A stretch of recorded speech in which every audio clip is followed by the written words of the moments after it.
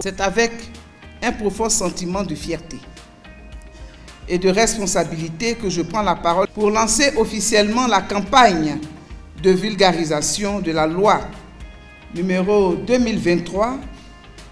2023-892 du 23 novembre 2023 portant statut général de la fonction publique qui régit désormais la gestion de la carrière des fonctionnaires.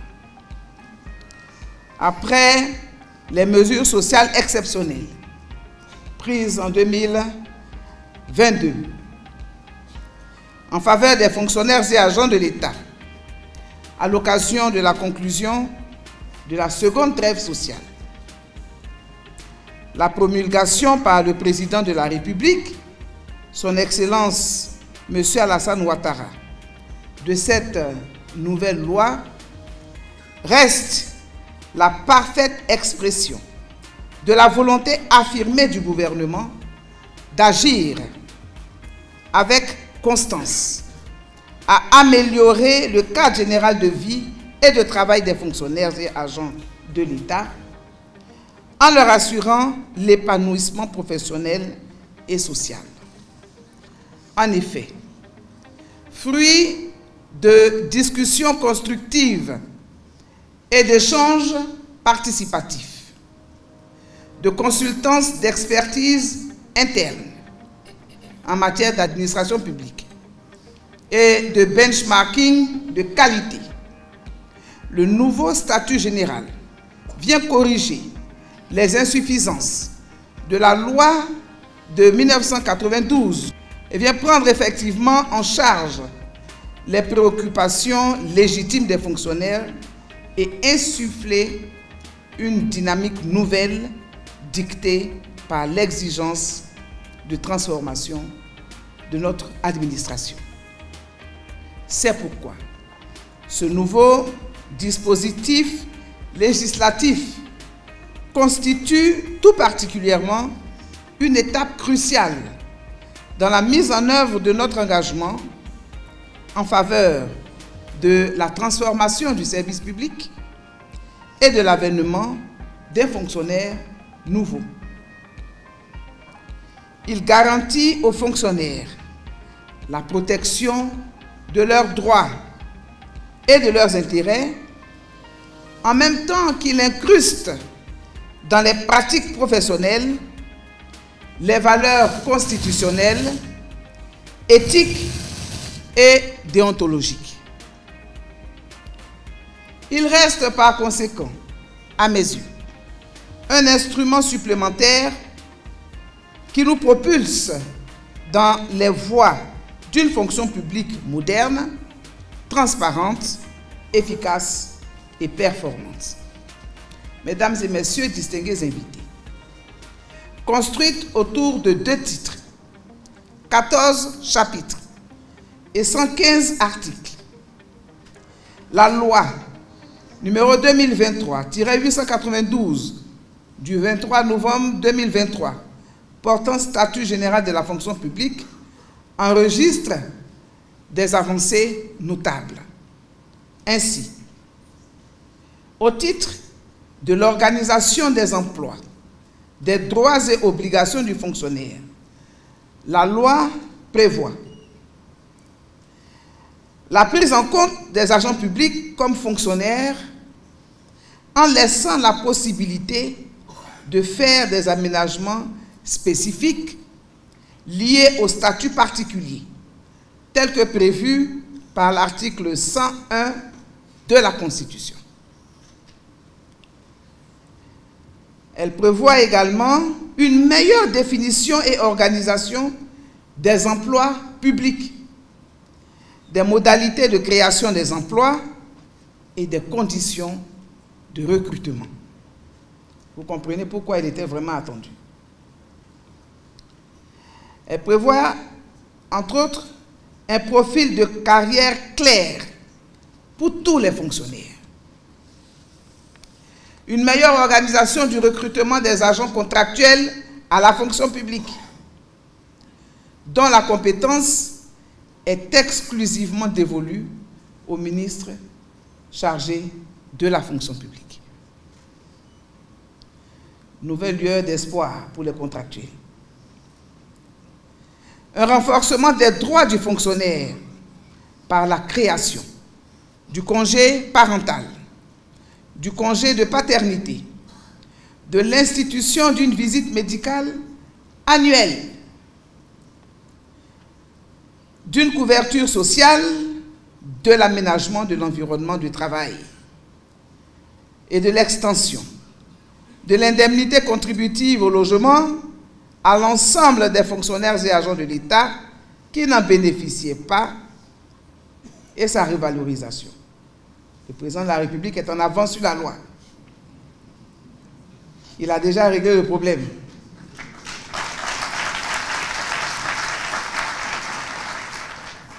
Je pourrais continuer en rappelant également que cette loi prévoit donc l'affirmation du droit à la formation continue avec l'adoption d'une politique et d'une stratégie nationale de la formation continue. Le réaménagement de la mobilité professionnelle, et là aussi, c'était très attendu, autorisant le fonctionnaire à changer d'emploi en vue d'accéder aux emplois d'une autre famille d'emploi au cours de sa carrière.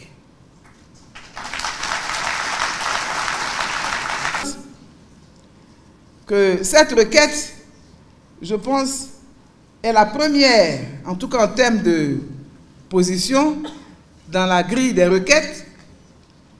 C'est la requête qui a le taux le plus élevé, parce que les fonctionnaires, au cours de leur retraite, par des formations initiées par eux-mêmes, ont réussi à avoir des diplômes dans plusieurs domaines. Et ils estimaient jusque-là que, au regard de ces diplômes, ils pouvaient solliciter du ministre de la fonction publique ce qu'on appelle une mobilité pour quitter leur emploi initial et migrer vers un autre emploi beaucoup plus intéressant. Et malheureusement, l'ancien statut général de la fonction publique ne m'y autorisait pas.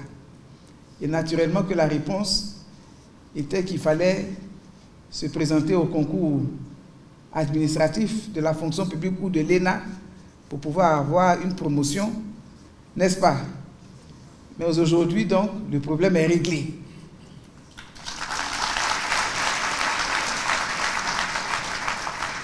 Enfin, la création du Conseil de santé et sécurité au travail de la fonction publique, rattaché au cabinet du ministre chargé de la fonction publique.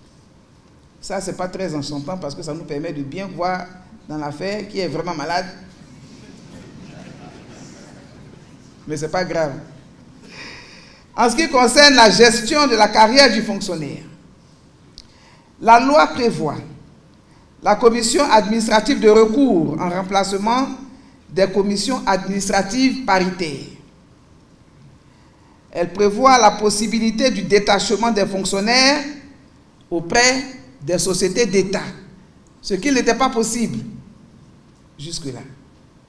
Et les fonctionnaires, je crois, sont heureux. Elle prévoit également l'instauration d'un système d'évaluation des fonctionnaires, dont les modalités seront définies par décret en remplacement de la notation, qu'on a d'ailleurs fini par abandonner. Eh bien, nous revenons avec non plus la notation, mais l'évaluation des fonctionnaires et agents de l'État. Il y a également la possibilité pour le fonctionnaire de bénéficier de promotion par l'acquisition de nouveaux diplômes au cours de sa carrière professionnelle, ce qui n'était pas le cas non plus avec l'ancienne loi. Nous avons la possibilité désormais de décorer les fonctionnaires qui sont à la retraite ou même décédés. Plusieurs requêtes nous ont été adressées pour des décorations à titre posthume, où des fonctionnaires qui ont bien travaillé pendant tout leur temps donc, de travail, et ils vont à la retraite sans jamais avoir été décorés. Le nouveau statut nous autorise clairement désormais à procéder aux décorations ou à la décoration des retraités. Je pourrais également relever le renforcement des sanctions disciplinaires et l'instauration du principe d'autosaisine du ministre chargé de la fonction publique. Je vois que ce point-là non plus n'est pas très enchantant.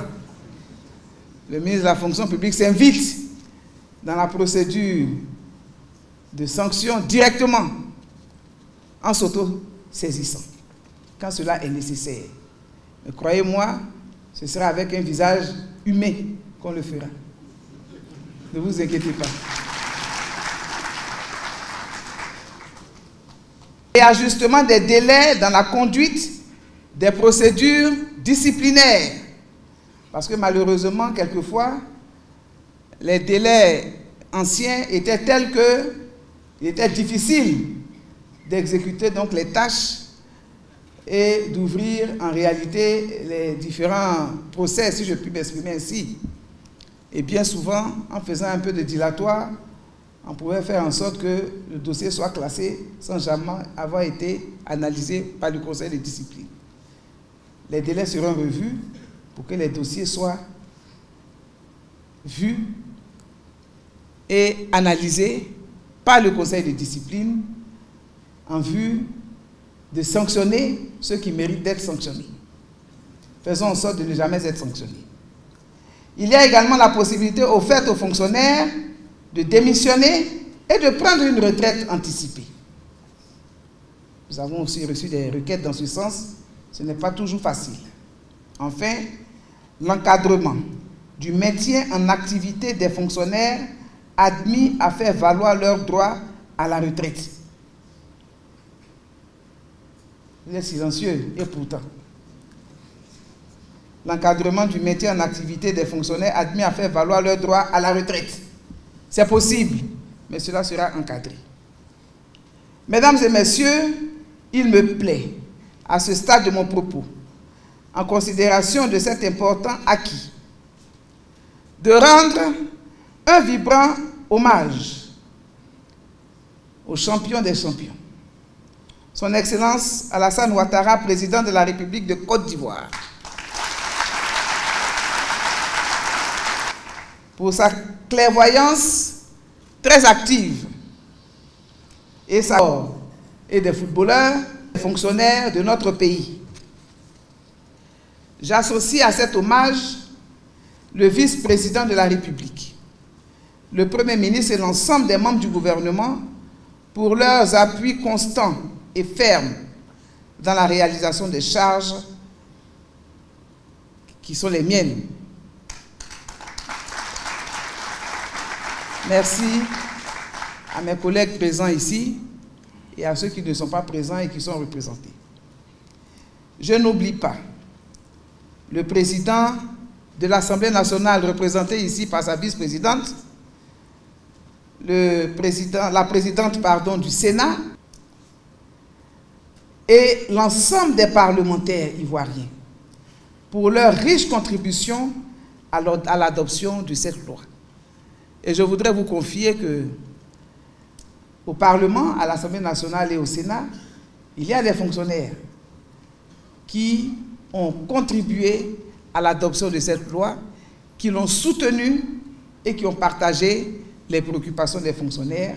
Je voudrais leur rendre hommage et leur dire grand merci. Aux organisations syndicales du secteur public, au G8 et à l'ensemble des fonctionnaires et agents de l'État, j'exprime ma gratitude pour leur parfaite mobilisation et leur singulière disponibilité qui ont été d'importants atouts à la formation du nouveau dispositif. Je voudrais, chers invités, dire que j'ai partagé avec le G8. Tout à l'heure, ils sont tous présents ici, leurs attentes et celles des fonctionnaires. Au point où, à un moment donné, je me suis dit, si cette loi ne passe pas au Parlement et au Sénat, ça va être compliqué dans mes relations avec les centrales et fêtières syndicales qui nous ont fait confiance, qui ont pris patience et qui ont accompagné le processus, qui était à l'Assemblée nationale, qui était au Sénat pendant tout le processus. Et aujourd'hui, c'est un aboutissement heureux. Merci pour la confiance, merci pour votre disponibilité, merci pour votre implication. Merci, chers partenaires sociaux.